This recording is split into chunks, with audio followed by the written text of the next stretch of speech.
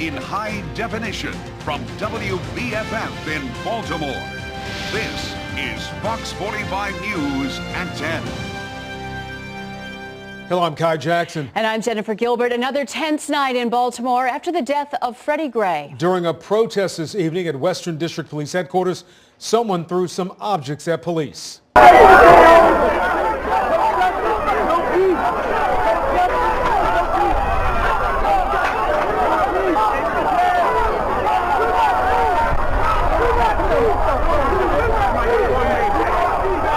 It really got tense tonight, folks. It appeared to be cups filled with liquid and some other objects we couldn't identify being thrown in the officer's direction. Now, police have now established barriers around the building. At least one person was taken into custody during that protest. Tonight's protest at the Western District started out as a vigil and a walk at the Ames Memorial United Methodist Church. The group calling for answers about Gray, who died in police custody after being picked up for running away from police. I would say and caution for restraint, allow the process to go forward, and at the same time continue to be peaceful in your demonstration. What you see right now is peaceful demonstration. This is what America is all about. This is what America was birthed for people to express how they feel so that others can know that. Well, along with the protests come more information about the investigation into the police custody death of Freddie Gray. Tonight, we know that 5 of the officers involved in the way of justice. The Police Bill of Rights is something that I know the police unions are very concerned about, but they should be concerned about weeding out the bad officers, which I believe they do. But we have to sit down and come up with a comprehensive way that we can do that where all parties agree on how we move forward with the Police Bill of Rights. The LEOBR, it is in no way preventing the Baltimore Police Department from talking to these individuals or having any negative effect on this investigation. And why anyone would say that the reason they can't move forward or they're not getting the information they want is because of the Maryland Law Enforcement Officers Bill of Rights is simply not correct. Demonstrators have been marching through parts of the city for 5 straight days over his death. That's right, and now the head of the city's police union is speaking out. Keith Daniels live in West Baltimore with how the president of the union is defending the officers. Keith. Well, Jennifer, we're live outside of the Western Police District. All is quiet here at this hour. The police officers are keeping watch. The barriers are up. This is where hundreds of protesters have been lifting their voices, and tonight the police union's president is talking about it. At the Baltimore City Police Union office, the president and union attorney talk about the officers involved in the Freddie Gray case. They have the exact same rights as everybody else. But the focus quickly shifted when reporters asked about the statement released by the union regarding protesters. That reads in part, the images seen on television look and sound much like a lynch mob. I'm afraid of the crowd becoming hostile, number one. That's what I was trying to point out. Union President Gene Ryan defending his statement. I was quite offended by some of the things that were being said yesterday. Tell the truth! Stop the lies! Freddie Gray didn't have to die! Statements made at this week's protest and the latest march Tuesday, where demonstrators called for the prosecution of the officers involved. Suspension with pay is not enough! We want all 6 officers arrested, and we want them in jail immediately for murder in the first degree. My concern is when you're trying to put somebody in jail and there's no criminal charges, the investigation's not complete, it's completely unfair. They're judging him. He's being tried, convicted, and sentenced in the media. As for his choice of words in the release, my intention wasn't, maybe I should reword that. I don't want it to turn into a lynch mob. While the protests continue tomorrow, organizers say demonstrators are expected to converge at City Hall at 3 o'clock. Well, live now in West Baltimore, Keith Daniels, Fox 45 News. Thank you, Keith. Governor Hogan told reporters today there won't be a separate state investigation of the Freddie Gray death.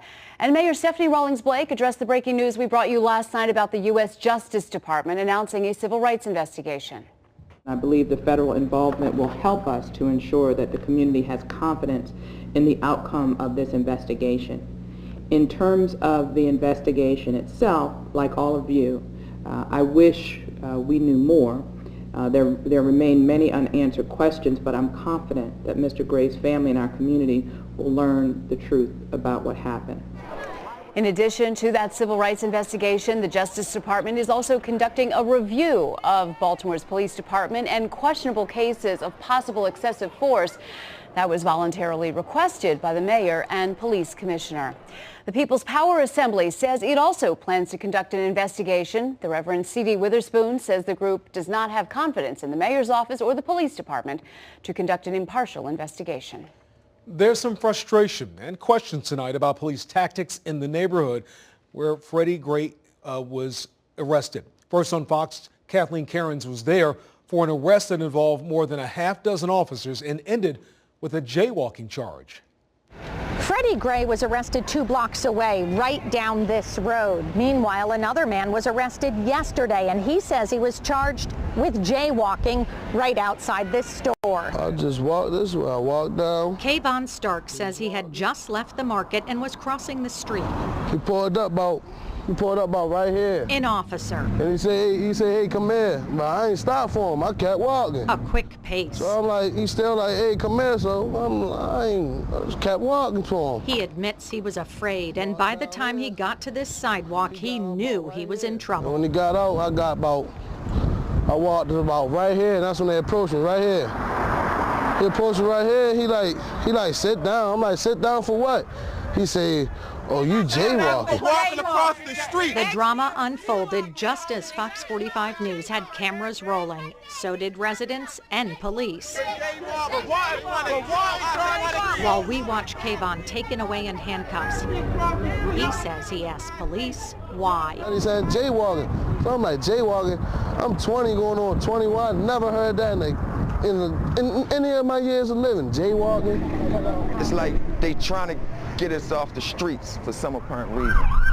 We turn to a former cop for insight. If in fact this person had to be removed from the scene because of a public safety need, fine, you can do that, but you need a better charge. Jaywalking just sounds ridiculous.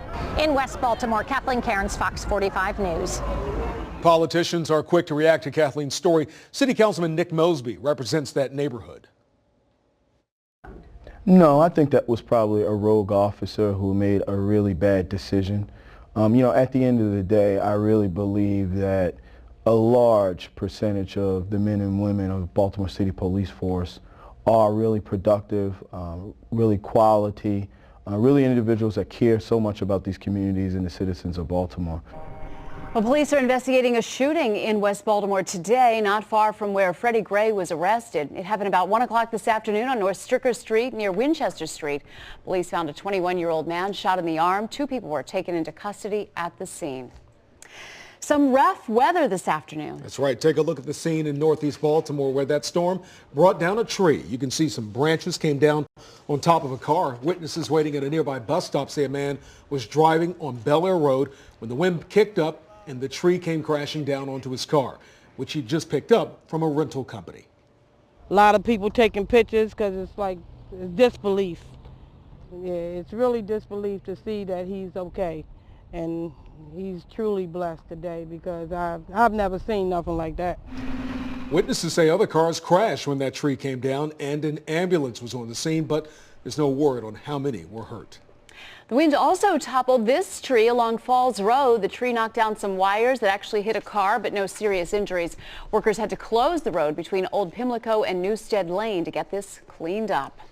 Well, most of that weather seems to have cleared out. Yeah, let's check in with Chief Meteorologist Vetus Reed, who says all that rain we've been getting could be one of the reasons we saw trees coming down, right, Vetus? Yeah, definitely. With winds gusting up to 50 to 60 mile an hour, we also had, with those wind gusts, heavy rainfall the day before. So that creates the ground becoming saturated, and that helps for those trees to become a little loose on those root systems down there to help them fall. But looking at what's going on now, the winds have died just a tad bit. We still see a few remaining showers over central Maryland, but most of the severe weather has pushed out of here. We're seeing temperatures fall, and as this precipitation continues to kind of push through the area, what we're going to continue to see is the colder air moving in, and we have even some snow showers up to the north of us. Taking a look over parts of Pennsylvania, and it's all because of an area of low pressure up there towards upper portions of Michigan and Canada that are wrapping around those winds, and we're stuck with those winds tonight into tomorrow, and then we're also seeing those colder temperatures. So I think the severe threat has passed, but what we'll be seeing are the drop in temperatures. I'm going to break down how cold it's going to get, how long it sticks around next in my forecast. You can access the latest information when severe weather hits right on your mobile phone. Go to foxbaltimore.com and look for mobile in the top right-hand corner of the screen and download the Fox 45 mobile news app for your Droid or iPhone. New tonight, a big decision in the class action lawsuit against the NFL over concussions. A federal judge approved a settlement granting up to $5 million to each retired player for serious medical conditions associated with repeated head trauma. Thousands of former players sued, accusing the NFL of hiding the dangers of concussions. The settlement applies to all players who retired on or before July 7th of 2014. Well, the NFL draft is still a couple of weeks away, and many camps, or a couple of weeks after that, but the Ravens complex was buzzing today. Yeah, Sports Director Bruce Cunningham joining us with that story. Hi, Bruce.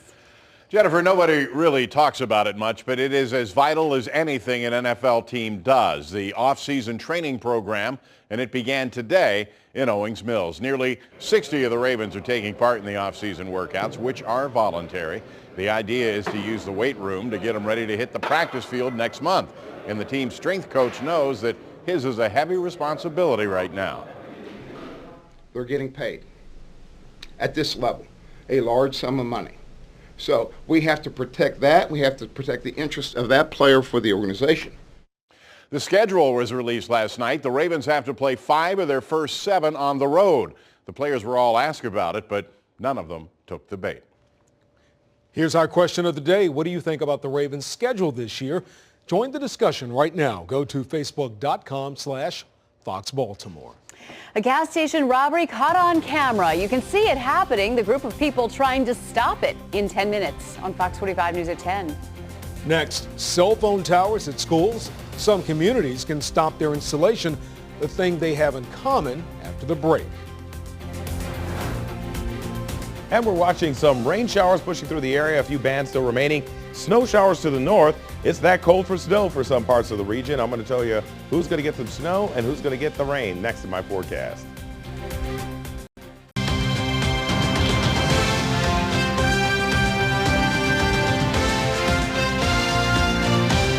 There's a nationwide search tonight for a Maryland man wanted in the stabbing death of his wife. The killing happened inside a Hanover Dunkin' Donuts 2 weeks ago. Jeff Abel has new information surrounding the search for the accused killer. I'm here to announce today that the FBI has authorized a $20,000 reward payable to anyone who gives information leading to the arrest of Mr. Patel. Detectives seem convinced that Bhadrash Kumar Patel is a killer. It was almost 2 weeks ago when officers found his wife lying on the floor of the Dunkin' Donuts in Hanover, where the couple worked. Detectives say 21-year-old Palak Patel had been stabbed to death with a kitchen knife. Her husband was nowhere to be found. A witness came forward, which was a cab driver, and advised that they took the suspect, Patel, to New Jersey soon after the murder. Investigators say the suspect was last seen at a hotel in Newark, New Jersey. And while they believe he's carrying his passport, they don't believe he has left the country. We don't have any evidence to suggest that he boarded a plane and exited the country at this point in time. So there's not any evidence that supports that. Of course, we're keeping our options open. Jeff Abel, Fox 45 News. 11 Montgomery County public schools have cell towers on their property. And if it's approved, Neilsville Middle School in Germantown would be the 12th. A parents group argues that schools with high poverty rates are more likely to get stuck with cell towers. In fact, according to Montgomery County Public Schools' own data, 81% of its cell phone towers are at schools where at least a third of students are eligible for free or reduced lunch. To put that in perspective, less than 5% of students at Walt Whitman High School in Bethesda are in financial need, and that school community was able to fight off having a tower. The cell towers are going up in the poorer neighborhoods. We're seeing this also in Baltimore City, in Anne Arundel, and in Prince George's County. The same trend is appearing across the state. Montgomery County Public Schools contends its cell tower program makes money, netting nearly $900,000 last year alone. Administrators also insist if a community doesn't want a tower at the school, it isn't built there. The Republican field of presidential hopefuls may get bigger in a couple of weeks. Businesswoman Carly Fiorina plans to announce her candidacy on May 4th, according to the Wall Street Journal. She ran for Senate in California in 2010 and helped with John McCain's campaign in 2008. Before that, she was CEO of Hewlett-Packard. Well, all the candidates need money to run for the White House, and as Christine Frizzell tells us, donors to certain groups may be getting a tax break. I'm running for president. Like it or not, election season is upon us. And as candidates introduce themselves to voters, they're also working hard to find donors.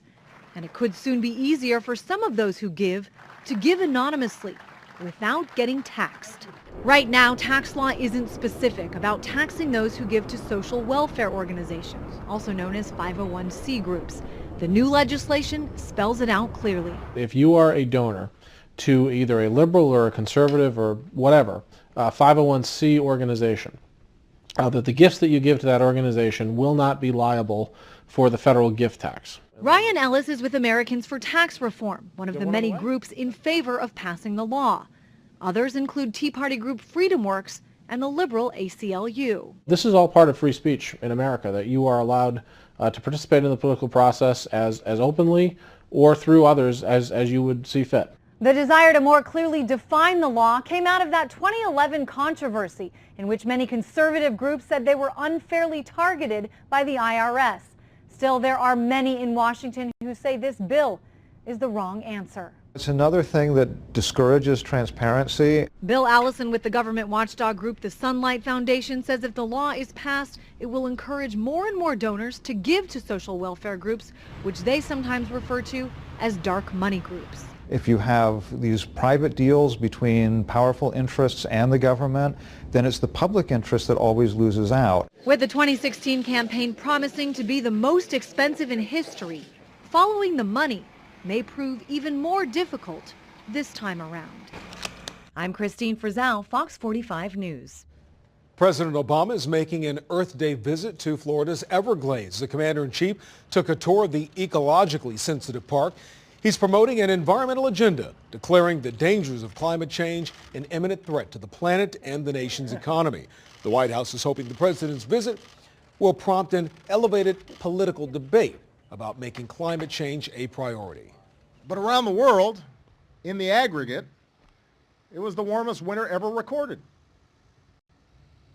This is not a problem for another generation. Not anymore. This is a problem now. It has serious implications for the way we live right now.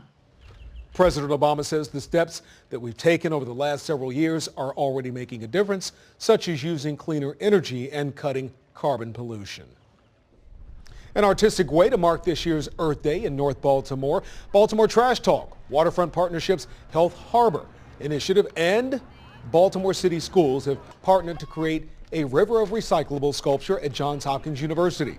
The River of Recyclables is made from plastic bottles and aluminum cans collected by students. To engage awareness, the project's artists say it's best to get them while they're young so they can teach others. It's a little easier for people to hear "Don't Litter" from little kids than it is to hear it from me. But it's also just, connecting with the schools here in Baltimore Trash Talk.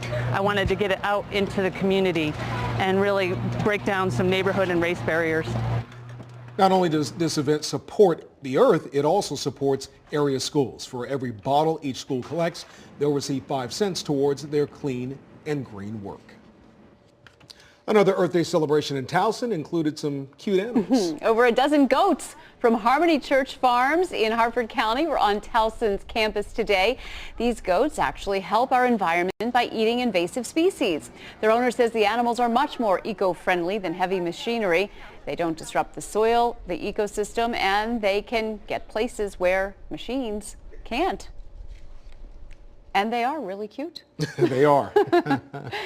Well, we had a little bit of everything today. The sunshine and very strong winds and rain that came through. It was interesting. Here's Chief Meteorologist Vetus Reed to tell us what's in store tomorrow. Vetus? Yeah, we had a lot of activity out there today. In fact, talking about what we saw today, some of those temperatures, we saw 70s early on. It was actually a decent day starting off. Look at Salisbury. The high was 73 degrees, 74 D.C., 71 in Baltimore. Back to the west, it was a little bit cooler. And once the front pushed through, dropping those temperatures down, we're a lot cooler than where we were. We're at 50 degrees in Baltimore now, 44 Hagerstown. Back in Oakland and Western Maryland, 32 degrees. It's pretty chilly out there, and there have been some snowflakes actually coming down out in that region. So looking at some broken clouds, a few spotty showers still remaining across the area, a few rain bands still remaining. You can see all this activity wrapping around this area of low pressure up here. Looks like there is some clearing off to the west, so we are going to get some sunshine for tomorrow. So that's going to be good, but it'll be kind of cold sunshine. We have to bundle up and try to stay warm. Looking at 40 degrees tonight. I'll tell you more about that 7-day forecast coming up.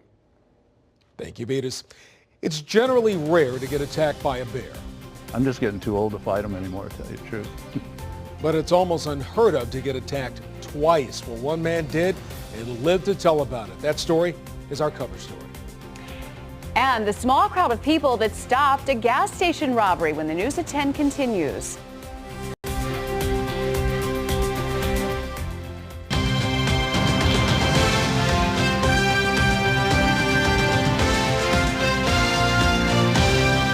A man tries to rob a Texas gas station, but he soon realizes that he picked the wrong store to mess with. Check out this surveillance video from inside the store. The man in the white shirt runs into the cashier box trying to steal the money, but the cashier fights back. Then his father runs in armed with a shotgun. And seconds later, a good Samaritan also jumps in to help. He kept staying here, casing the place out, casing the place. It's kind of nice, actually, a good Samaritan comes in and helps out. Well, the suspect made off with just a few bucks, but HD cameras from inside the gas station were so clear it helped identify the suspect, but investigators are still trying to track him down. A man from Canada builds a high-tech interactive beer pong table, and the orders are flying in. The table has LED lights, a ball washer, and a touch-sensitive tabletop that keeps score for you. The inventor began building it in 2013 when his design won an online contest, and he's taken his plan to Kickstarter to build more. Prices range from $400 to $1,800. Cuts and scrapes after an encounter with a bear. Why he has experience with this sort of thing in our cover story tonight. Many police cameras, but very little video of the actual arrest of Freddie Gray. Why that happened next on Fox 45 News at 10. And don't put those winter coats away yet, because it looks like we're going to see very chilly temperatures as we go through the overnights for the next few nights. Right now, 50 degrees out at BWI. I'll have a look at what we could experience next in my forecast.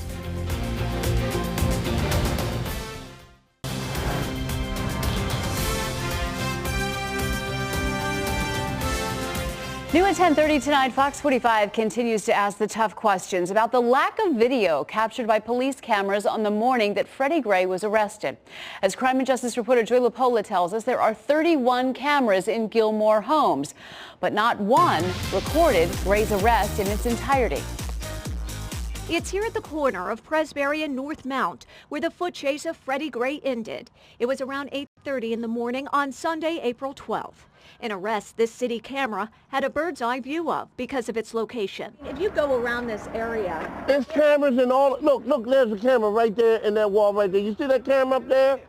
They have cameras everywhere. 31 to be exact. Yet the Sunday of Gray's arrest, only 3 appear to have captured any of the incident, based on the limited amount of video the city's turned over. I asked the police commissioner, Anthony Batts, about the cameras on Tuesday. And make sure that they check all of them. I think they already did, but just validate that. Yes, sir. Sources tell me staffing of these cameras is based on call volume. I asked the mayor if someone was watching them on Sunday morning. The incident was very brief. Based on the timeline police provided, Gray remained on the street. Based on the footage the city's turned over, no one stops any of the 3 cameras from automatically rotating, even though police have officers described as irate. Arrests are made all day. We can't catch everything. We do the best that we can to be aggressive with our camera program to put the cameras in the right places and to put the right people behind them. I asked if someone was watching the cameras the morning of Gray's arrest and if all the cameras in the area work. The mayor says that's being looked into. And she says there is video the city is still looking through that may contain key evidence that explains Freddie Gray's fatal injuries. In West Baltimore, Joy LaPolla, Fox 45 News. The death of Freddie Gray is getting national attention, and in the wake of several cases related to police-involved violence, Senator Ben Cardin and Congressman John Conyers Jr. from Michigan introduced new legislation. It's called the End Racial Profiling Act of 2015. The goal is to reduce racial profiling and restore the public's confidence in the justice system. Today, Representative Conyers mentioned Freddie Gray during his speech. All lives matter. And I'm thinking now of Sean Bell, Kimberly Gray, Oscar Grant, Michael Brown, Tamir Rice, Eric Garner, Walter Scott, and now, sadly, Freddie Gray. And so all of these African-American young men were killed at the hands of local police officers. If passed, it would ban all law enforcement from racially profiling anyone. People who participated in the 250-mile March for Justice also stood with Congressman Conyers in support of the legislation. The Baltimore NAACP chapter released a statement on the Department of Justice investigating Freddie Gray's death. The Baltimore City NAACP welcomes the announcement by the U.S. Department of Justice that they have opened a federal investigation into whether Mr. Gray's civil rights were violated in his arrest, transport, and death by the Baltimore City Police Department. This independent look at this case will be important to getting to the ultimate truth about Freddie's death. Get the latest updates on the Freddie Gray investigation by signing up for News on the Go. Text WBFF to 45203 to sign up for text alerts, or go to foxbaltimore.com and click on mobile in the upper right-hand corner of your screen. You can also download the Fox 45 app for your smartphone. Go to your app store and search for WBFF. Aberdeen police are investigating the death of a man who fell and hit his head while being escorted to a cell at the station, and police just released this video of the fall. They say 59-year-old Barry Birkenkemper was arrested on April 2nd and charged with public intoxication. Now you see him start to walk. He apparently loses his footing and falls backward, hitting his head. Police say Birkenkemper was conscious and had no outward signs of injury, but he was transported to the hospital. Unfortunately, he died 2 days later at shock trauma. Now, police say Birkenkemper had evidence of a prior brain injury that was re-aggravated by the fall. An autopsy also showed opiates and cocaine in his system. Maryland State Police say a trooper is charged with punching a handcuffed man in custody. A spokesman says on December 10th, Trooper First Class Nathan Steelman and another trooper arrested a man accused of flicking a cigarette at Steelman earlier in the day. They say the man was taken to the Glen Burnie Barracks, where he resisted and was uncooperative. Authorities say Steelman pushed the man into a door and punched him several times. Steelman is suspended with pay. The search for a missing Dundalk woman has come to a tragic end in Baltimore City. Police say 34-year-old Nicole Terrain's body was located Monday afternoon at the Resco Recycling Plant's incinerator facility along Annapolis Road in southwest Baltimore. This case has been ruled a homicide, and detectives are investigating. Before Terrain was reported missing, she was last seen April 18th on Elmley Avenue in Baltimore County. The Westminster Police Department is asking for your help to find a missing man. This is 24-year-old Kyle Olson of Westminster. He was last seen Sunday evening on East Green Street. Olson is 6 foot tall, 170 pounds, with brown hair and blue eyes. Police say he is experiencing mental health issues. Anyone with information on where he is asked to contact police. The Anne Arundel County police officer who was critically injured after being shot at a 7-Eleven has been released from the hospital. Corporal Larry Adams was shot April 10th when he approached a man who was allegedly about to rob the convenience store near Annapolis. Well, 2 people have been arrested in that shooting, one charged with attempted murder. The other faces conspiracy charges. Police say Adams has a long road to recovery in front of him, but is very thankful for all the support. The man who tried to assassinate President Ronald Reagan back in 1981 is asking to live with his mother full-time. A federal judge is hearing arguments on the issue this week. John Hinckley Jr. has been undergoing treatment at a mental hospital since he was found not guilty by reason of insanity in the shooting. Officials at a hospital in Washington, D.C. have been slowly increasing his independence. Hinckley shot and injured Reagan, Press Secretary James Brady, and 2 other people. Brady died last August from injuries directly related to that shooting. Incredible pictures tonight out of Chile as a volcano erupts there. This is the Calbuco volcano erupting for the first time in 42 years. You can see from these pictures the huge cloud of ash. 1,500 people in nearby towns were evacuated.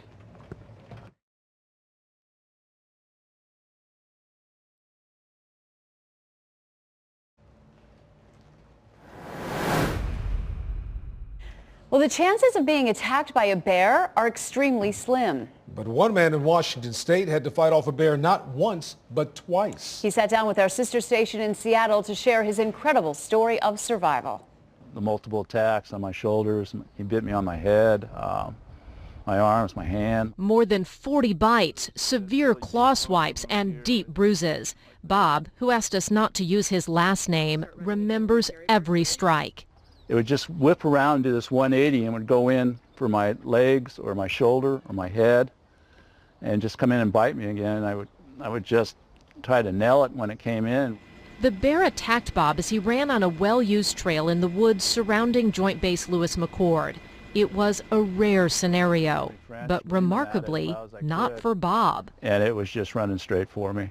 And the dog went by me, and I just had this deja vu. 4 years ago, running on the same trail with the same dog, Bob was attacked by a bear. He fought it off, but still has scars from all the bites and scratches. The odds of being attacked once are very slim, but the odds of being attacked twice, I would say it's impossible last week, but it happened. I'm just going to have him go down. Wildlife officers never found that first bear. For 6 straight days, a team of agents has been pushing through the woods, determined not to let this one slip away. They wanted to match the DNA before killing the bear, but when some hounds got the bear's scent, the bear won't tree. It turned on them. He's coming back. If we have a safe shot for the bear, we're going to put the bear down. Just off camera from our crew, someone had that safe shot and took down the 300-pound bear. Agents will run tests, but they're confident it's the right one. Bob wonders if the same bear attacked him 4 years ago. Either way, he is relieved this is over. He was definitely after my head. So I was just, trying to protect everything up here, and I was holding on to that stick. And that was about the only thing that saved me. I still say it, and then my friends are still saying it. Why me? Why him? Not just once, but twice. There's no answer. There also won't be a third time. I love it up there, but no. And I'm just getting too old to fight them anymore, to tell you the truth. Wow. The lead wildlife agent, the EMT, and some of the medical staff who responded to last week's attack were also involved in that attack 4 years ago against Bob, and he had high praise for all of them. Definitely a change in the weather. It's really chilly out there tonight. Yeah, and then you factor in the winds, that makes it feel a little colder. Yeah. So that's why I'm telling people, don't put away that winter coat yet. I'm not that confident we're out of it yet as far as getting some of the cold air still moving in from the north, and that's what we saw today. Temperatures earlier this morning were in the 70s as the day progressed, and we saw that front coming in. Then that changed things a bit. And it looks like we are going to continue to see that cool streak stick around. Looking at downtown Baltimore off in the distance here from Towson Cam, we could see the Mile 1 Cam looking at a beautiful shot here. We are seeing still a few sprinkles down to the south western portion of the city and over parts of Howard County. It looks like we have also some snowflakes out in western Maryland and then up in Pennsylvania because the air is cold enough there. Right now we're sitting at 50 degrees here, winds out of the northwest at 8, so still a little bit of a chill out there with those winds, with those humidity levels sitting at 43%. We can see here on the HD radar where we have some rain showers coming down. Now the white here enhanced in the radar showing where there are some snow showers out there in Garrett County, back over some of the higher ridges in West Virginia. And then up to the north, there are snow showers up there in Pennsylvania. You can see streaming across from Erie, Pennsylvania, northern suburbs up there of Pittsburgh, and then north of the I-80 corridor here on the Turnpike. But you can see also snow showers back in Ohio and over Michigan, where those temperatures are only in the 30s. So it's been kind of cold up there as they've seen this system wrap around this moisture. So it looks like those temperatures are in the 40s right now up in Westminster. 48 degrees in Westminster, 47 in Bel Air, 51 in Columbia. So you can see the temperatures getting a little colder as that colder pool of air tries to inch a little closer. 38 degrees in Pittsburgh, 37 in Cleveland. So very chilly temperatures as we continue to head into the overnight. And we're holding on to these temperatures for the next couple of days as this area of low pressure continues to wrap around this moisture. And it's been a strong low that's been continuing to keep this cold air coming down out of Canada, streaming over the Midwest and into the mid-Atlantic. Now back over the plains, there is some clearing, and that's what we'll be seeing over the next couple of days here. But it's going to be cool sunshine out there. So here's what it looks like on the future scan. Clear skies for your morning commute at 7:30 a.m. In the afternoon, the model run is showing a few clouds and sprinkles, maybe around 1, 2 o'clock, but I think it's widely scattered if we get another little banding coming through. So keep an umbrella nearby just in case, but I think we have a better chance of seeing more sunshine than anything. Friday looks like we're going to see dry and clear conditions, but it will be cool. We're going to start to see things turn around and warm up a little bit as we get into next week, but until then, 40 degrees tonight. I'm going to show you that warm-up time frame coming up in my 7-day. The record set by Baltimore's water wheel after the break.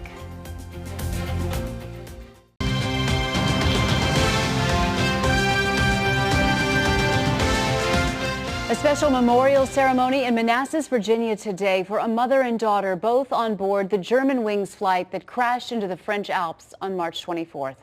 More than 700 friends and loved ones packed Sacred Heart Catholic Church to honor Yvonne and Emily Selke. Emily, just 23 years old, was a student at Drexel University. Yvonne, a government contractor at Booz Allen Hamilton for the past 23 years. Friends say this wasn't about their deaths, but their lives. It just verifies how wonderful Emily and Yvonne were, how many lives they touched. As they were always in life, they died together. The father and son in the Selke family are said to be doing as well as can be expected, but the family priest says everyone is still struggling with the fact that the remains have not been found. Baltimore County is searching for a new place to put its highway salt dome. The county is selling the Towson property where that salt dome is located. The residents of Loch Raven successfully convinced the Baltimore County Council to block a plan to move it to their community. Well, here's what County Executive Kevin Kamenetz had to say about the issue today. So we're actively engaged in looking for convenient sites for our grid of where we need to have them strategically placed. We've taken the Loch Raven site off the table for consideration, but we're still looking for things that locations that are already county-owned land that we don't think will have any visual impact to the surrounding communities. No word yet on when a final decision will be made, and Kamenetz says finalizing the deal to sell the current salt dome is still months away. A record-setting effort for Baltimore's Inner Harbor water wheel. Paul Kessler reports from Pier 7, where the water is much cleaner than this time last year. Yeah, this water wheel in between Pier 7 and 6 here in Baltimore's Inner Harbor catches your eye. It also catches your trash. Monday, a record day of trash collection, even by this wheel's young standards. 19 tons of trash and debris were collected and hauled away. That beat the old record of about 16 tons after its launch last May. That was set during Preakness weekend. To date, it has collected about 200 tons of trash from the Jones Falls from reaching the harbor. Part of the reason why it was the first real rain we've had this spring, and so the river had a fair amount of stockpiled in it because it's been a lot of the winter frozen, so nothing was moving down the storm drains. And all that snow and ice keeps the trash from coming down, so it was stockpiled from a cold winter. This water wheel is among the first of its kind. The $800,000 project is part of the Waterfront Partnership's Healthy Harbor campaign. Reporting from Pier 7, Paul Gessler, Fox 45 News. Time now to check in with Chief Meteorologist Vetus Reed. Vetus.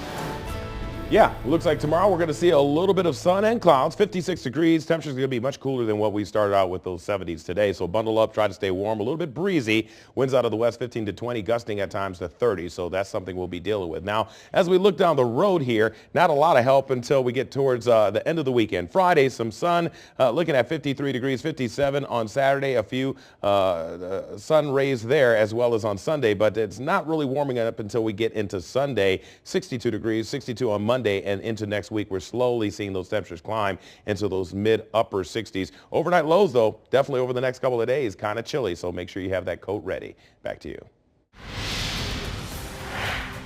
The Orioles in Toronto were looking for a more peaceful night. Bruce Cunningham tells us if that came about next in Sports Unlimited.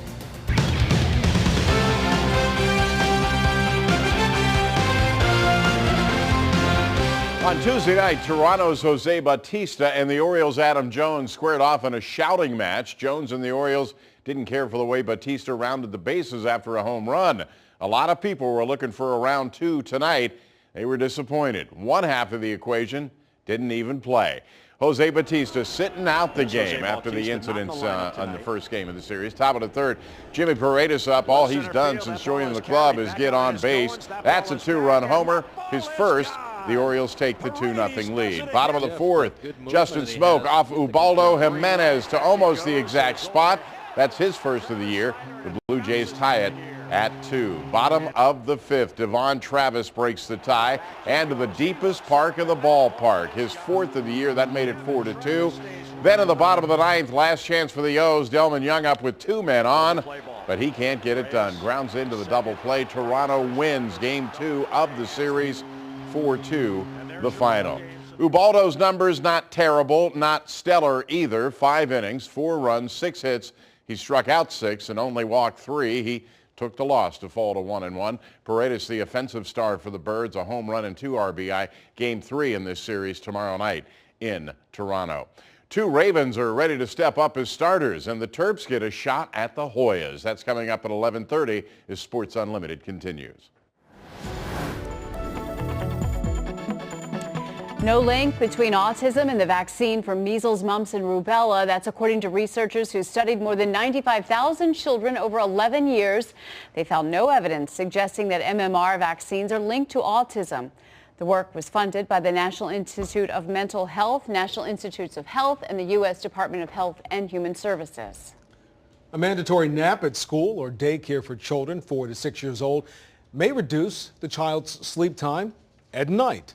Researchers studied more than 150 Australian children between 4 and 6 years old in child care or preschool centers. More than 90 of the children had a mandatory nap of less than an hour. The rest had naps of an hour or more. The children with longer nap times slept about 24 minutes fewer each night. Now, study authors say their research does not suggest there shouldn't be opportunities for preschool children to sleep in child care settings, but it does raise the question whether mandatory nap times are the best approach. How to play with cats and avoid any shedding. The high-tech way the Humane Society is making that happen. And coming up in 5 minutes on the late edition, a bad day for a wandering alligator in Texas. I would pick the wrong place for some sunbathing. And some high-end memorabilia, the gifts for Star Wars fans that have everything.